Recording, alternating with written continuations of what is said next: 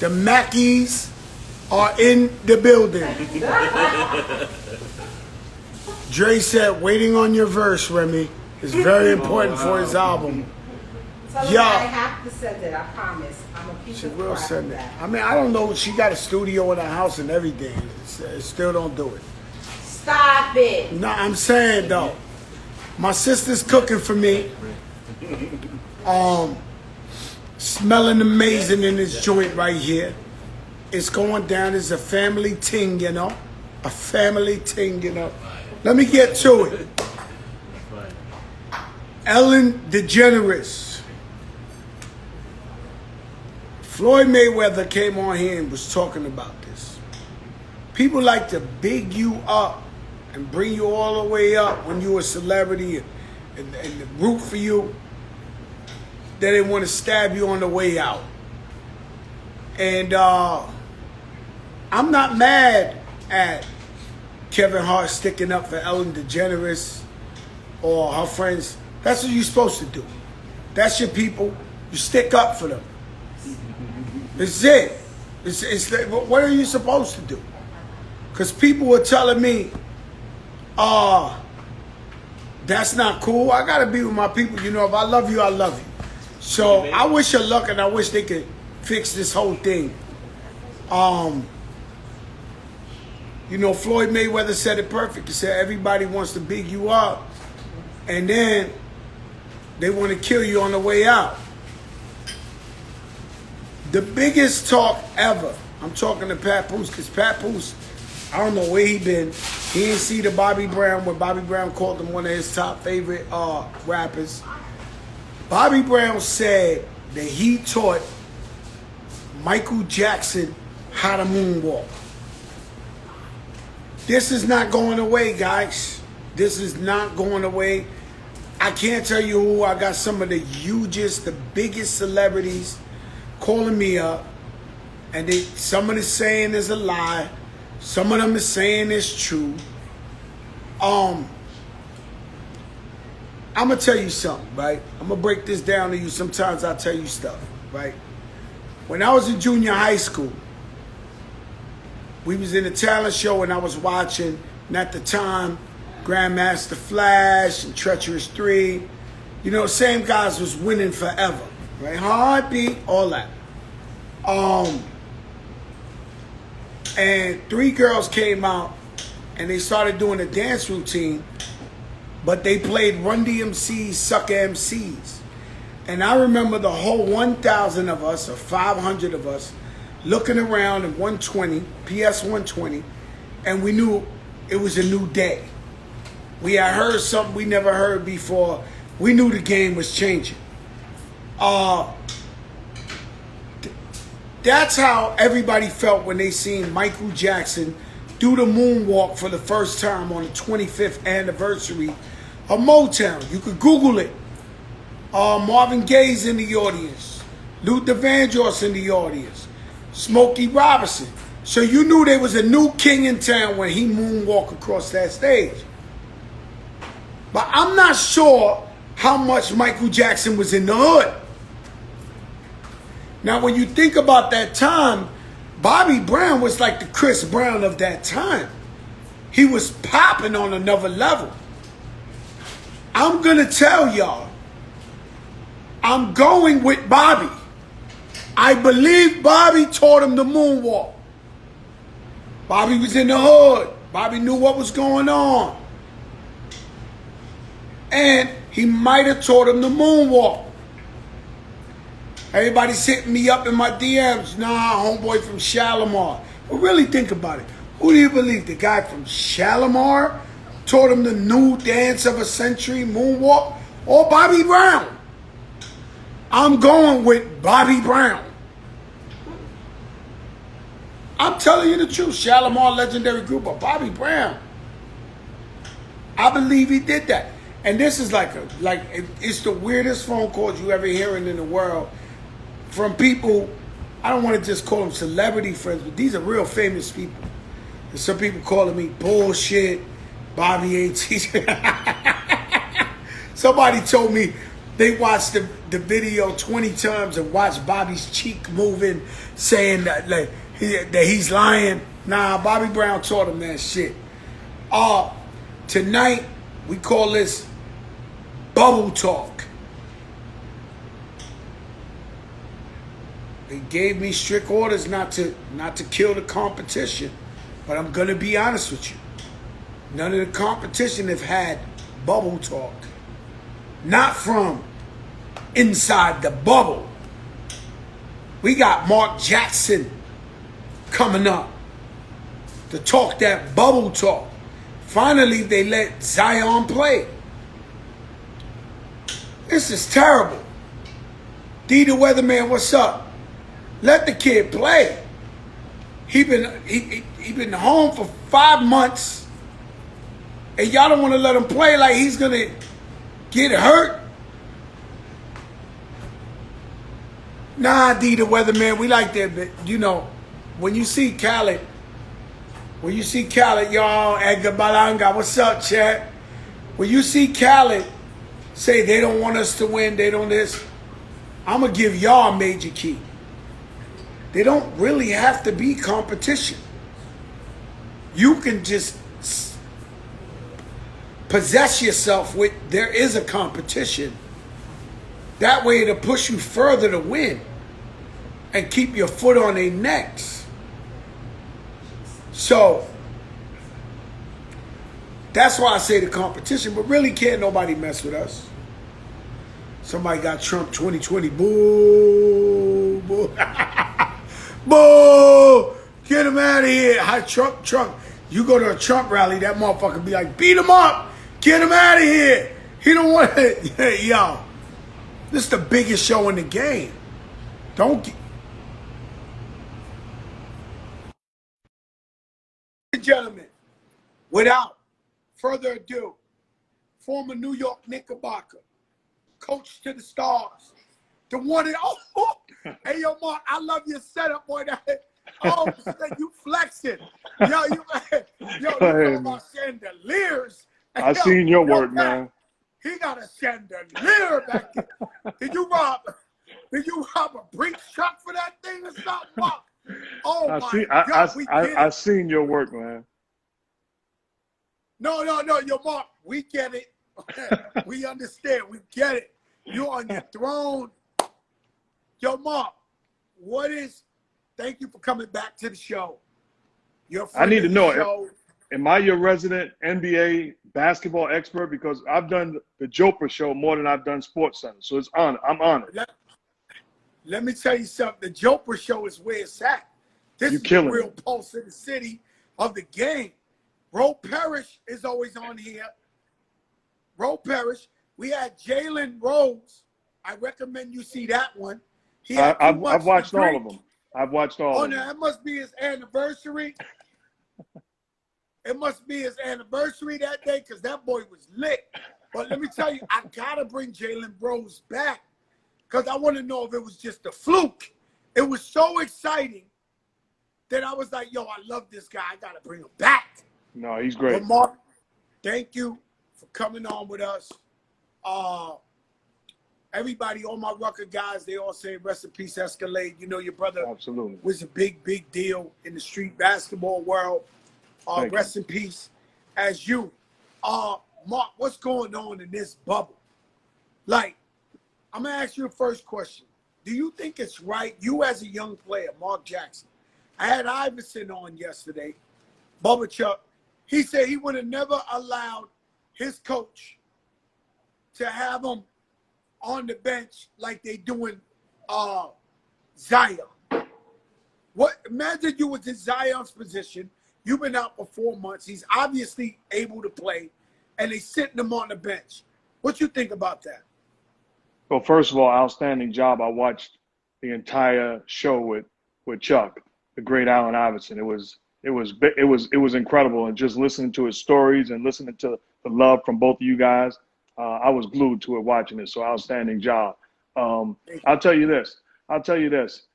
If you're Allen Iverson, and it's old school versus new school, and it's not a knock, but old school guys going to tell the coach, the general manager, the doctors, forget that. If I'm up, I'm playing. if I'm here, there's no. If I'm not gonna play with my foot on the gas pedal, then there's no sense in me being here. Even Wilt said, I'm gonna come once during the day. Either you want me to shoot around or you want me game. You decide. When I'm here for game, I'm playing. So old school mentality can't sit there and say, you're looking out for my best interest. I done had 4.5 months off. I done chilled for 4.5 months. I done got my body to the best possible position where I'm healthy and whole. Let me go, especially with fighting for a playoff chance. And I understand, certainly from the organizational standpoint, we're trying to protect our future. I get that. But from a player standpoint, I'm not sitting there just watching my team go down the drain. I want to give us the best possible chance.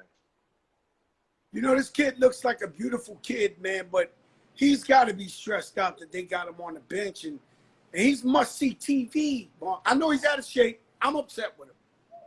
I am the biggest bandwagon groupie of Zion Williams. I am his groupie.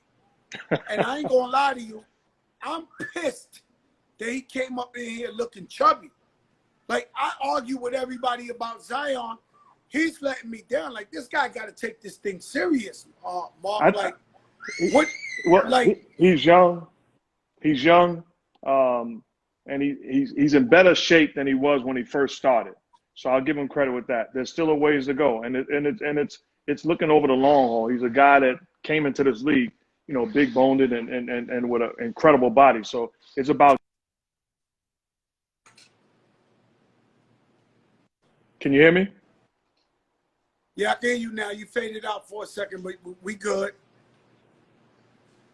My apologies. The thing that people are not talking about and mentioning is the impact that it has.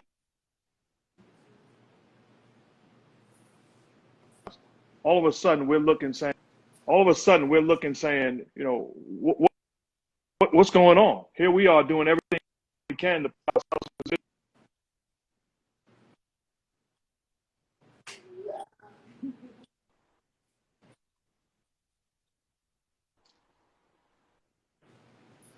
I can't do that. I think that, given the fact that the fans can't even be at the game, given the fact that we waited 4.5 months, you're going to come back and you're going to get the rising star, the sensation, the new king of the league.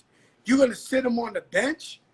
I don't think this is good for renegotiations from New Orleans. I think they don't realize what kind of damage they're doing to this kid. He's going to be just fine.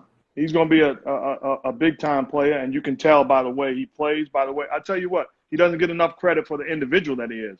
You listen to him answer questions. You listen to him respond. You listen to him handling the bright lights and being the man from day one, whether it be at Duke or with the Pelicans. He's handled it exceptionally well. The future is very bright. They did a great job making a trade for Anthony Davis and acquiring assets, whether it be players, draft choices, or money down the road. So this team is set up to be very good for a long time to come. So I wouldn't say they've done a horrible job. They've done a very good job, and they're protecting their interests, which you're well aware of how you do it in business. But it's about taking the baby wheel, the training wheels off. Once we realize he can go, okay, give him the green light, and then forget about what the doctors say. If you tell me I can't damage myself anymore, let me play basketball.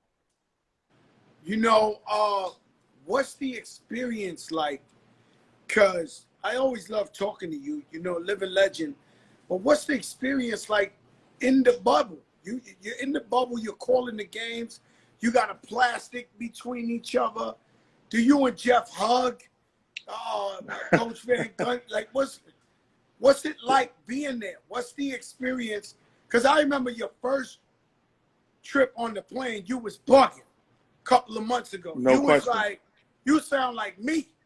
Like, now I'm terrified of just being on a plane, and you was terrified. You was scared of the whole thing. So what's it like being in the bubble? Well, fortunately for us, we're not in the bubble. We're in our own bubble. So like right now, I had an opportunity to take 4 or 5 days off, come home, then I'm going to go back, and Jeff's going to get an opportunity to go home. What we didn't want to do is be away for 3 months until the championship is crowned, away from, as you know, family, away from making sure everything is good at home. That's first and foremost. So the opportunity to come home and then go back in 4 days.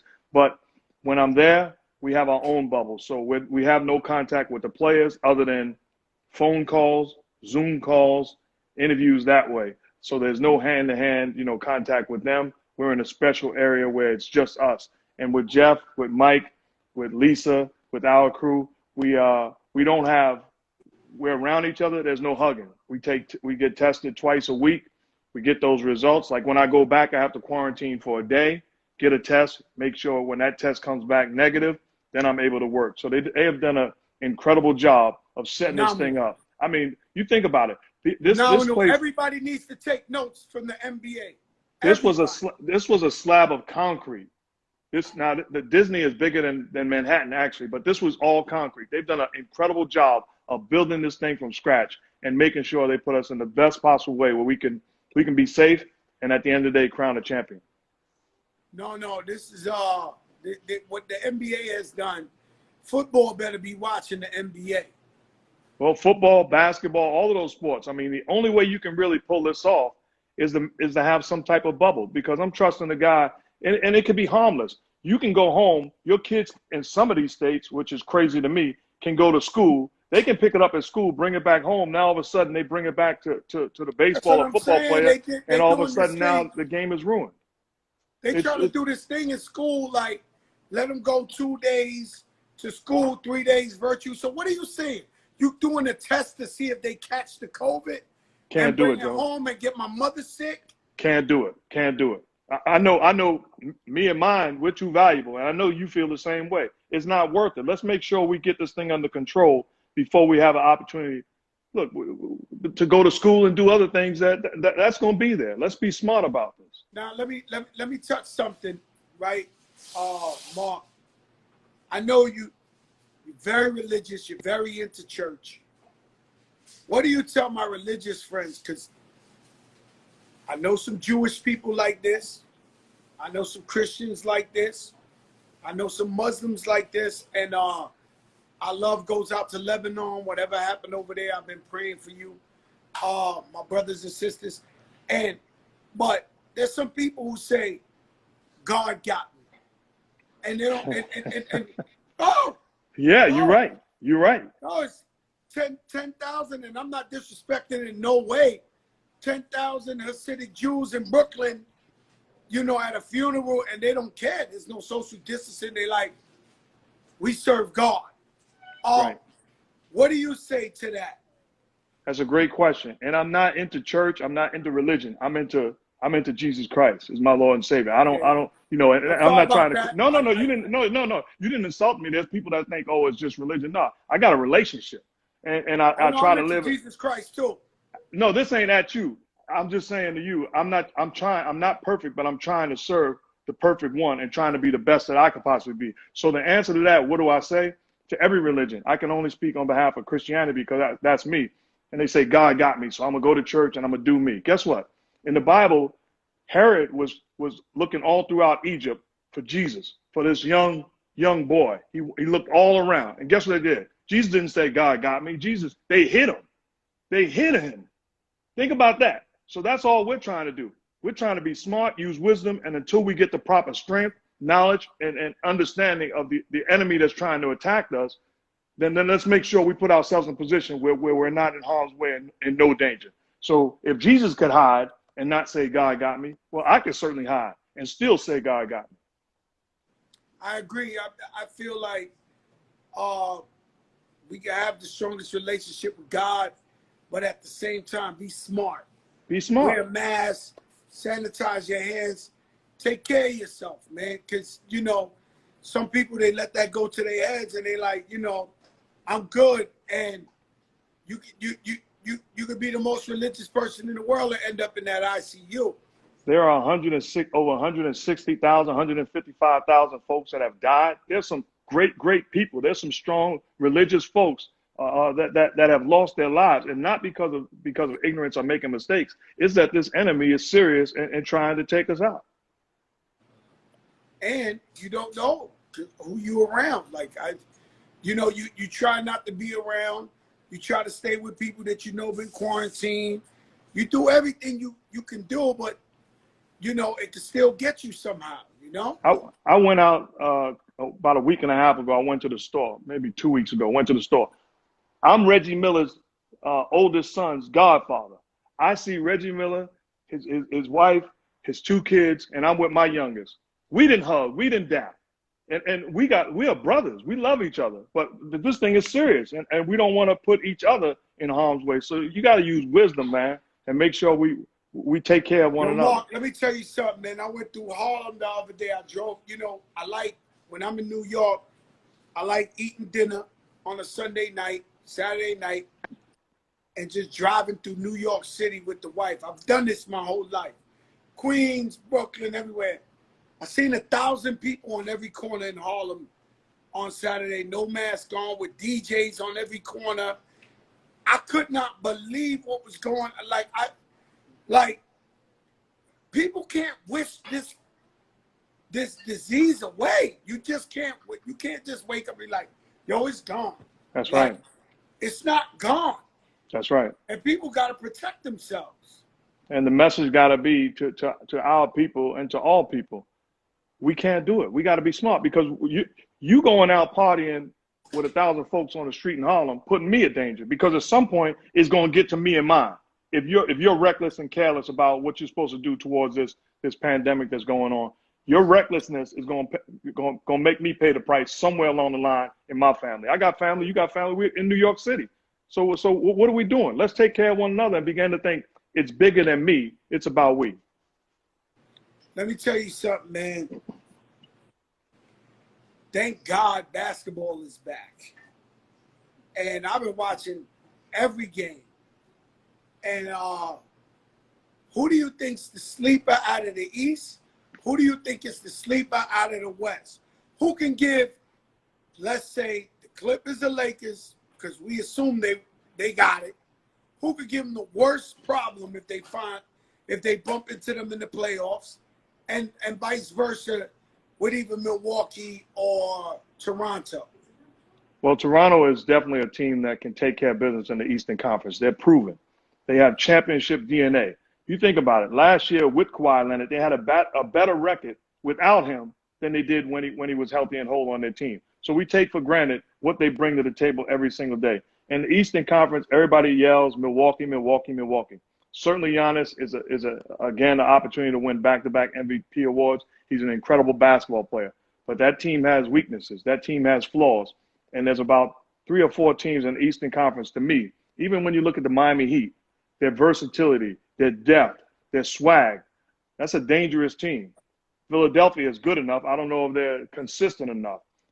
Toronto, again, Boston, you're talking about the depth, the talent, the ability, some scary teams. And when you go out west, to me, the Houston Rockets with James Harden and his ability to score the basketball, with another sidekick in Russell Westbrook, his ability to carry the load when James is having a bad night or off night or even a great night.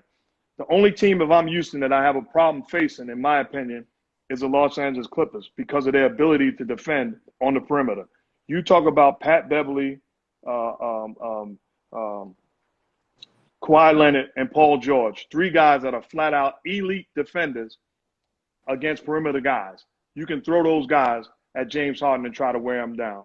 And they're extremely well coached. So that's a team that I believe if you're Houston, you have every right to believe you can beat anybody. Do you believe Clippers are taking the chip? I believe that it's open for about 5 to 7 teams right now. And the Clippers really are definitely. Believe that? I believe that. I believe the Clippers are one of the favorites. Either the Lakers or the Clippers? No, I think that, like I said, I think if the Lakers match up against Houston, the Lakers are going to be the favorite. But Houston with James Harden and Russell Westbrook, and it's personal against an LA team, can beat them. The Lakers will be the favorite, but I'm not saying I'm taking the Clippers, the Lakers, and you can have the field. I'd rather have the field. Mm-hmm. Okay.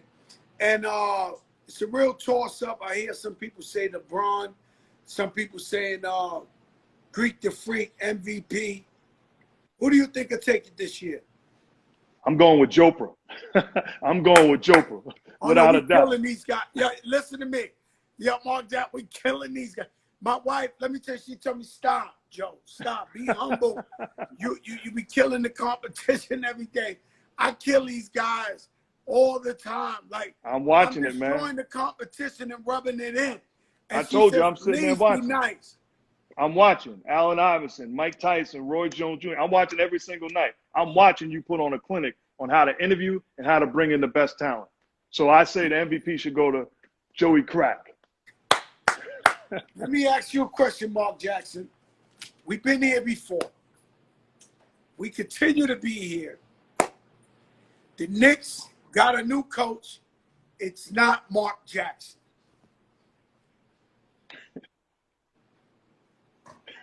What do they want me to do? Slit my wrist or something? Like, what do they want me? What do they want me to do? Like, I can't. If I'm a lobbyist, I done lobbied for Mark Jackson to the moon and back. I don't, like, it does not make sense. Well, we know somebody that's not listening to Jopra. We figured that out because we know which way you would have went. But I tell you what, they got a very good coach, a guy that works extremely hard, a guy that's prepared and has done an outstanding job in this league, whether it be in Chicago, did a very good job getting Minnesota in the playoffs. I wish them nothing but the very best. I'm like you. If I had the choice, we know which way I would have went.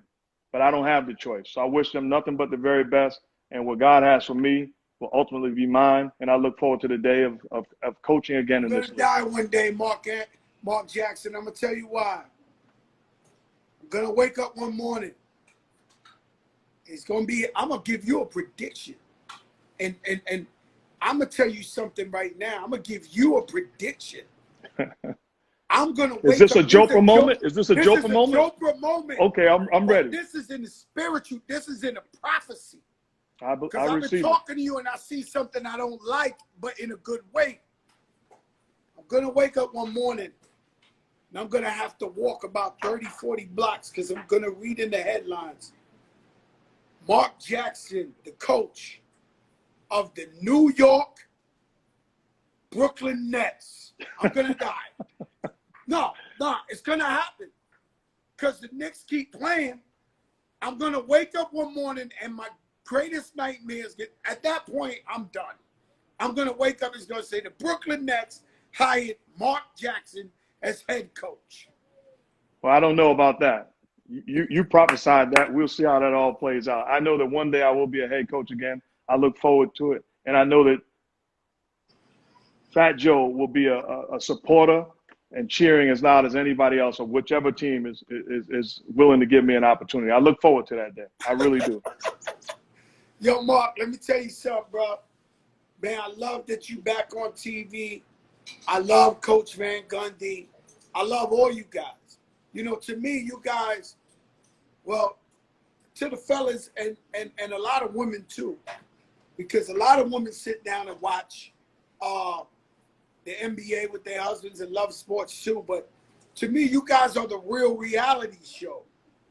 Like, we watch you every night. We don't miss you, whether we in a barn, a pub, the house, the hotel, the plane. We watching reality TV every night, and you guys are must-see TV. I tell you something, man. I'm just so happy, and I'm proud of the NBA and what they've been able to do, and how they haven't shied away from the Black Lives Matter movement. How they got it right in your face. I love that all the jerseys say something else. I think it was Jeff Green had vote on the back of his thing. Right. You got right. Black Lives Matter, and you got say their names, and you got this powerful stuff. It's absolutely unbelievable.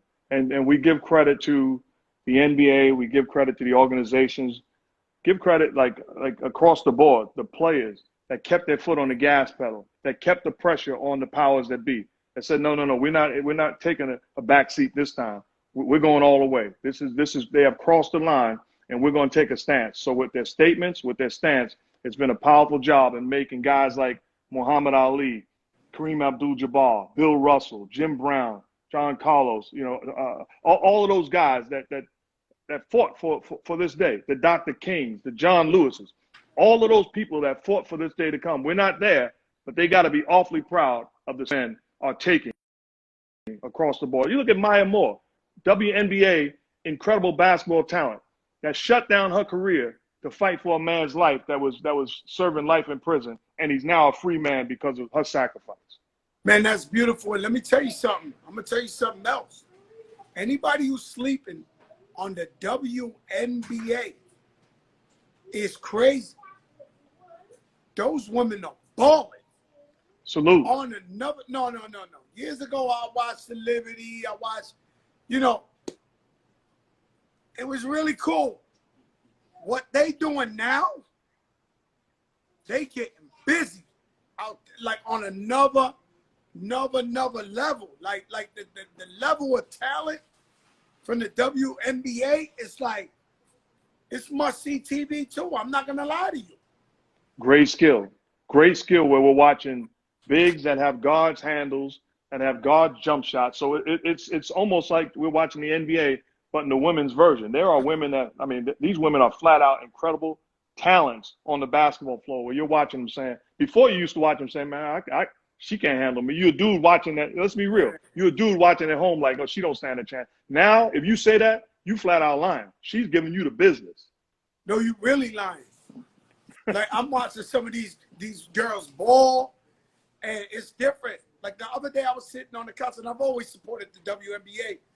Shout out my girl Cap 23, legend. She was killing the WNBA. I always watched her play. I used to go to the games to see her. But now I sit on that couch and I'm like, yo, these women is balling. Right. On another level. It's fun to watch.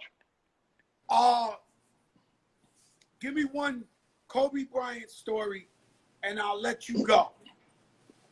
One Kobe Bryant story. Well, first of all, I got to send you my sons. Two of my sons do music, and I got to definitely send you that. So that's. Yeah, you got an open lane here. I got all that. Day. We're gonna definitely take care of that. I look forward to it because we respect you as a legend in the game. My Kobe Bryant moment, well, two of them. The last game he went to was the Dallas Mavericks against the Los Angeles Lakers with his beautiful daughter, Gigi. And I'm walking in the back, and the game's over with, and Kobe's coming down the tunnel, and I turn around. Somebody yelled my name. I turn around, and it's him with Gigi.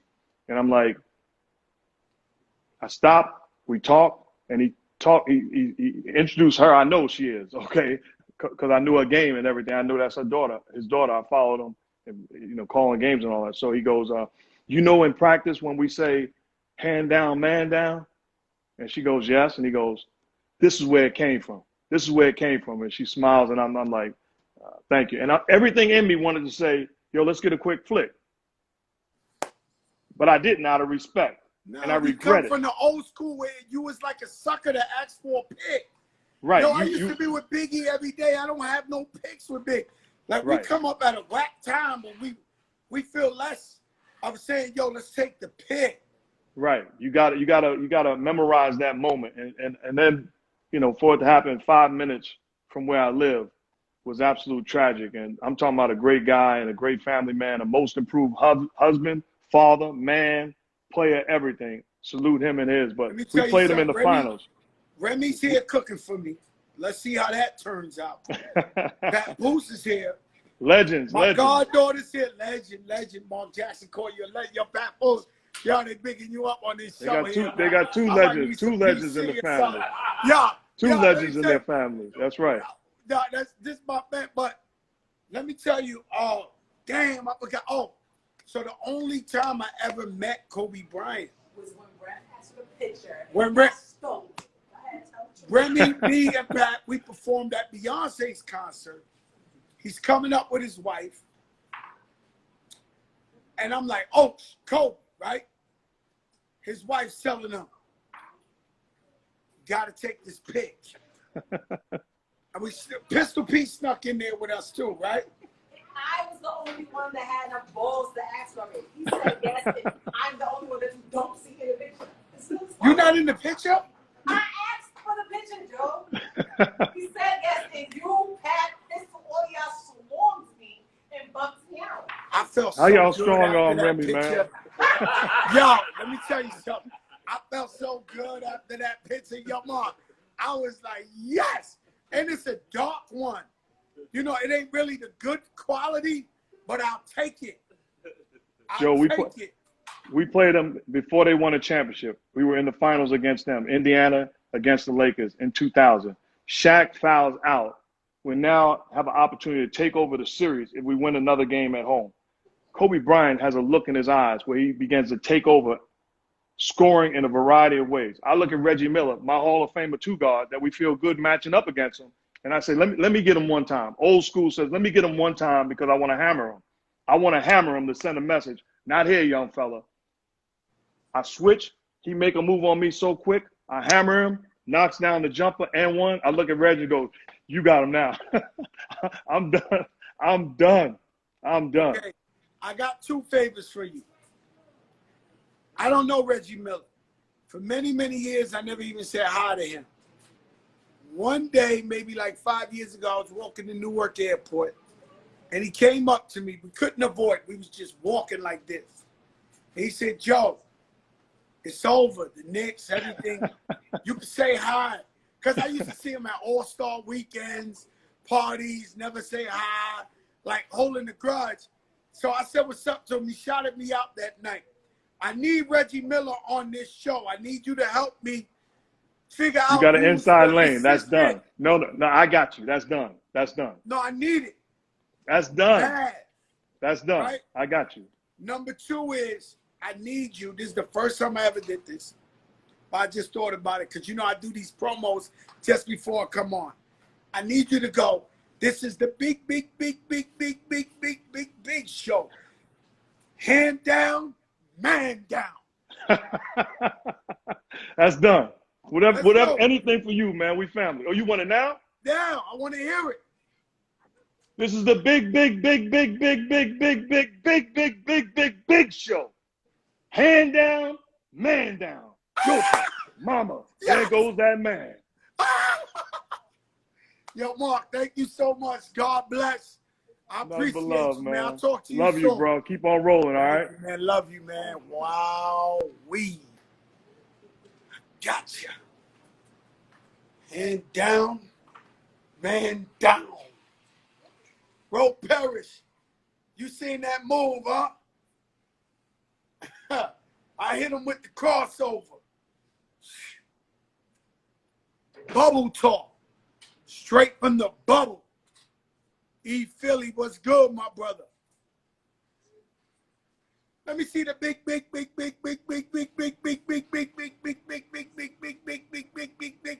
I need to see the big.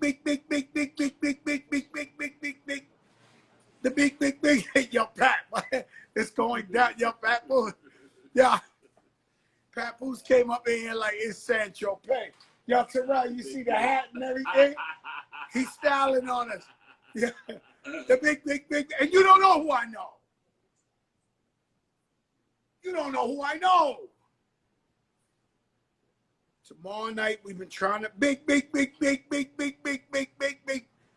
Tomorrow night, we are working on Tyrese. He's my brother. I love him. But, you know, he gets busy sometimes. A Fast and Furious member. That's big money. Big. You know, we do this for you, man. We do this for free. You know, help you get through these terrible times. Talent comes on here and they show us love. And we appreciate all of them for it. We've had everybody from Floyd Money Mayweather. Allen Iverson, you ain't getting them. You can't get them. Southwest 87, what's good? What's up, my brother? You can't get them. People on this show you just can't get.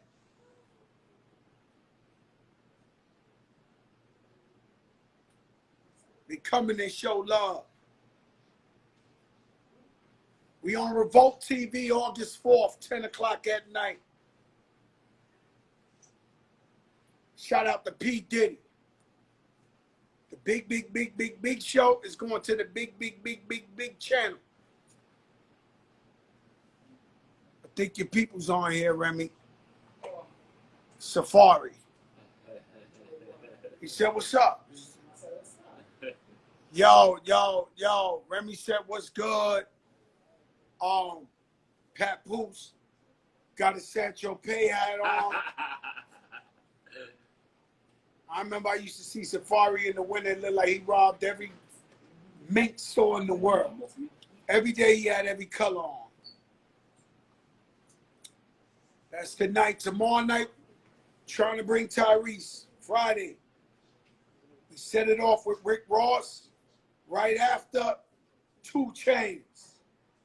Thursday, versus battle. We will start at 7 o'clock like we always do when you get a versus battle. I myself have no horse in the race.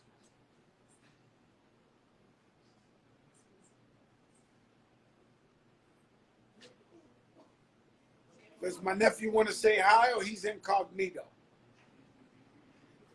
Keep him on the low or you want him to say hi? It's a family affair. You want to say hi or you don't want to say hi?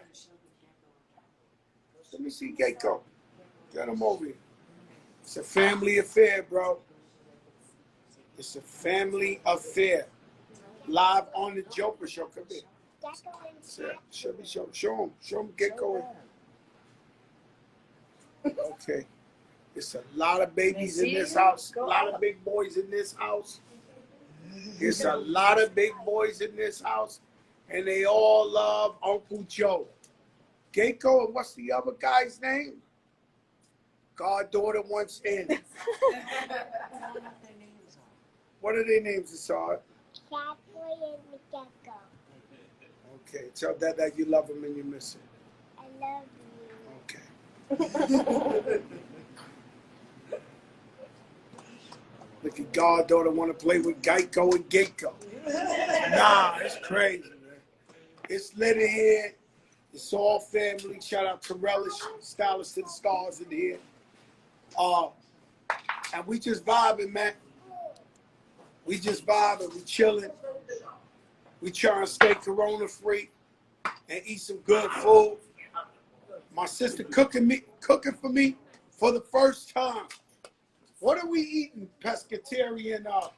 She told me she was cooking for me. I said, yo, listen, ain't you vegetarian?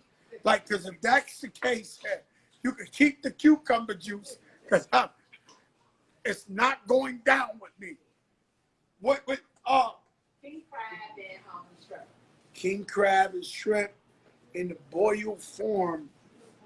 Is it broiled or boiled? What? Broiled. Broiled form, and I'm going to tear that up. Legendary. Billy Blanco, what's up? It's the biggest show in the game. No question about it. And you don't know why, though.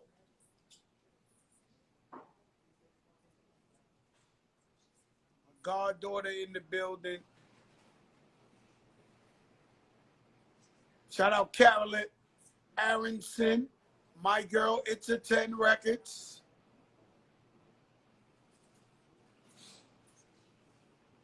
It's a 10 Records is in the building. I see you, sis. You sneaking in on us. No, not the cucumber juice. You can say that shit for Styles P. Styles P will tell you the story. I went to his wife, shout to his lovely wife. Huh? Ajua is my girl. I love Ajua. Let me tell you something. They invited me to her birthday. I already had the peanut butter crunch on the counter for after the dinner. Because I damn sure knew I wasn't going to get with this vegetarian shit. They said this is a vegetarian dinner. Your man Styles P, he said when I walked in, I was like this. He said, yo, Joe, why you look mad? I'm like, no. I love your wife. I love your wife. They're like, look, Joe, gazpacho. This is cucumber. I was like, yo, my man, if I don't get that peanut butter crunch sometime soon.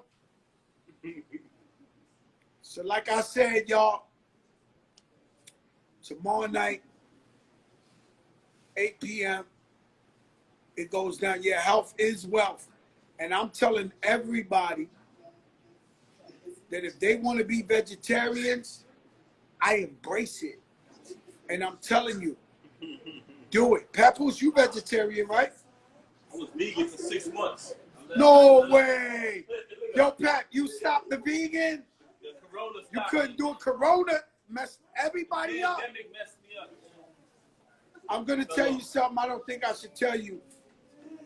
Shout out to Biz Marquis. He's doing a little better. He's doing better. Shout out to his wife, Tara.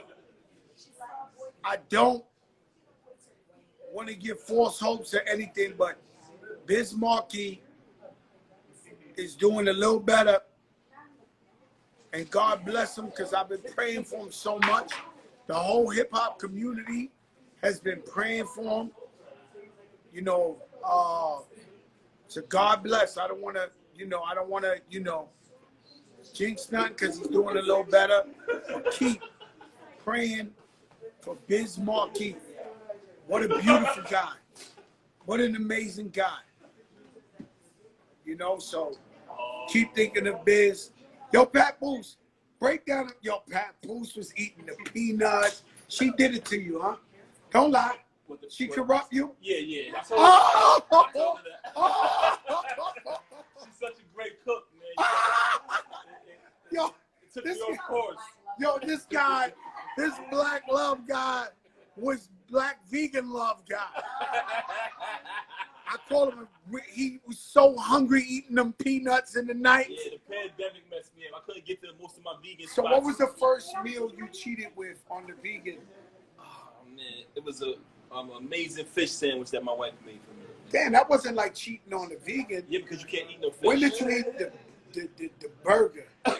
Yo, Pat, when did you eat the burger? Nah, I ain't go that far yet. You ain't go that far? I went to fish and chicken, to be honest. So you good. Yeah. Yo, man, he's still in the safe zone. He got fish, chicken. He doesn't have anything. She was to making watch. some What great. he said.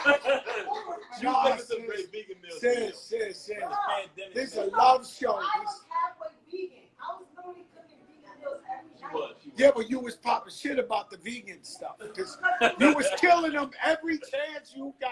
Yeah, She was but I killing me, doing right? it, though. And we got Mrs. Khaled here, who is the infamous killer. We got some armed robberies. Wives here. They will kill you. I'm like, Wow, I thought it was a family no, show. you are my sister. But I looked at you for a second. You was listening to that vegan story. I was like, oh my God. Let Nicole get a whiff of this one. Yo, listen, everybody. We love you. Put God first. Everybody pray for Lebanon. I don't know what happened there. Every time I go to Lebanon, they treat me beautiful. These are beautiful people. Let's pray for Lebanon. I love you. Put God first. I want to thank Mark Jackson, living legend. Like I said, shout out my mother. My mother's on the check-in, dying laughing. I don't know how my moms know the memes and shit, right? Like, if I say something funny, she got the funny faces. If I say something Black Lives Matter, she got the red, black, and green. Like, yo, Ma, you too old to be knowing the memes. Like, you too old to know the emojis. Shout out my Aunt Barbara. My girl Jilly said she's going to be in tuned in Rock Nation. I ain't see her Instagram. Yo, Ro Parrish, we got to talk behind the scenes, man. I got to know what's going on. Put God first. Without faith, we have nothing. Everybody should have their own relationship with God. Bro Barris said moms with the shits. Shout out to my brother Diamond D. Fleazy. Diamond D, he just told me, Diamond D just told me his mom's watches me. Tells him I watch Fat Joe's show. He sent me the text today. Yeah. So, Remy's a pescatarian. Yeah, that's right. She making me some shit right now. Legendary. I know it's gonna be good. I know it's gonna be good. But yo, listen, I love you guys. Stay up. God is great. Put God first. I'll see you tomorrow. This is the biggest show in the game. Cousin Miriam, I'll talk to you soon. Look at my mom's putting up the emojis.